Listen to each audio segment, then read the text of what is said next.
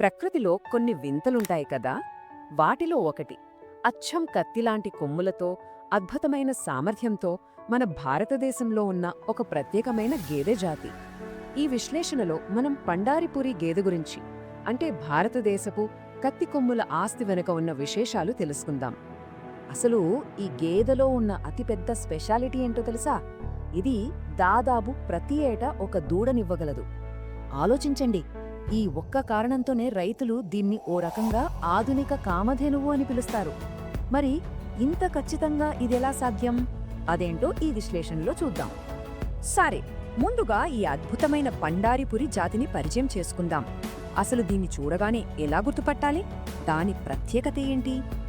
ఈ ఒక్క వాక్యం చాలు దీని ప్రత్యేకత చెప్పడానికి. వాటి కొమ్ములు పొడవుగా, ఫ్లాట్గా, అచ్చం కత్తిలాగే వెనక్కి వంగి ఉంటాయి. ఇది కేవలం అందం కాదు, ఈ జాతికి ఇదొక ఐడెంటిటీ అన్నమాట. దాని పవర్కి ఒక సింబల్. మరి ఇంత స్పెషల్గా ఉన్న ఈ జాతికి పండారిపురి అని పేరు ఎలా వచ్చిందంటారు? దాని కథేంటో, అది ఎక్కడ్నుంచి వచ్చిందో ఇప్పుడు చూసేద్దాం. దీని పేరు రావడానికి కారణం మహారాష్ట్రలోని పండరిపురం అనే పుణ్యక్షేత్రమన్నమాట. ముఖ్యంగా షోలాపూర్, కొల్హాపూర్, సాంగ్లీ జిల్లాల్లో ఇది ఎక్కువగా కనిపిస్తుంది. అంతేకాదు, ఉత్తర కర్ణాటక సరిహద్దుల్లో కూడా వీటిని పెంచుతారు. ఇంకో ఇంట్రెస్టింగ్ విషయం ఏంటంటే, అక్కడి పొడి వాతావరణం దీనికి భలేగా సెట్ అవుతుంది. సరే, కొమ్ములు మాత్రమేనా దీని స్పెషాలిటీ?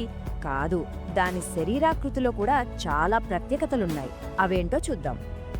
మనకు బాగా తెలిసిన ముర్రా, జఫరాబాదీ లాంటి గేదెలు చూస్తే చాలా భారీగా, పెద్దగా ఉంటాయి కదా. కానీ పండారిపురి అలా కాదు, మీడియం సైజులో చాలా కాంపాక్ట్గా ఉంటుంది.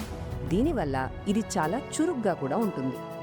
ఇక కొమ్ముల విషయానికొస్తే, వాటి సగటు పొడవు ఏకంగా 45 నుంచి 50 సెంటీమీటర్లు, అంటే దాదాపు 1.5 అడుగుల పైనే. అవి ఊరికే పొడవుగా ఉండటమే కాదు, పదునైన కత్తిలా వెనక్కి వంగి ఉంటాయి. కొన్నిసార్లు వాటి భుజాల వెనక్కి కూడా వెళుతాయి. చూడ్డానికి ఎంత గంభీరంగా ఉంటుందో కదా.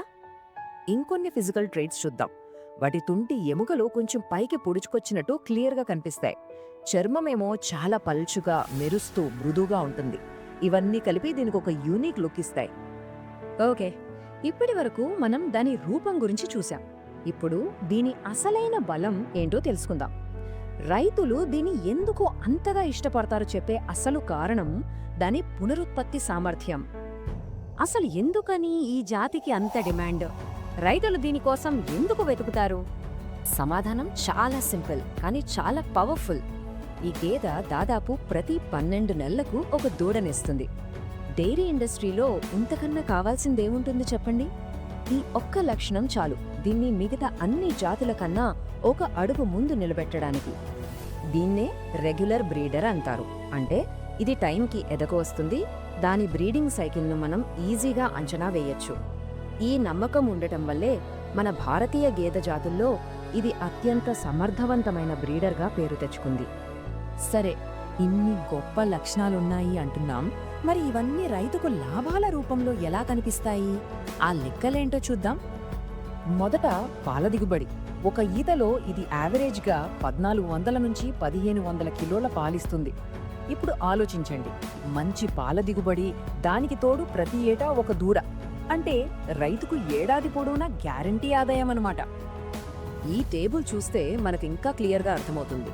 దాని శరీరం మీడియం సైజులో ఉండటం వల్ల మగదున్నలు పొలం పనులకు, బండి లాగడానికి చాలా చురుగ్గా ఉంటాయి. ఇక రెగ్యులర్ బ్రీడింగ్ వల్ల ప్రతి ఏటా ఒక దూడ గ్యారంటీ, అంటే లాభం పెరుగుతుంది. మంచి పాల దిగుబడితో స్థిరమైన ఆదాయం వస్తుంది. చూసారా, దాని ప్రతి లక్షణం రైతుకొక లాభం. సో ఈ లక్షణాలన్నీ కలిపి చూస్తే మనకొకటి అర్థమవుతుంది.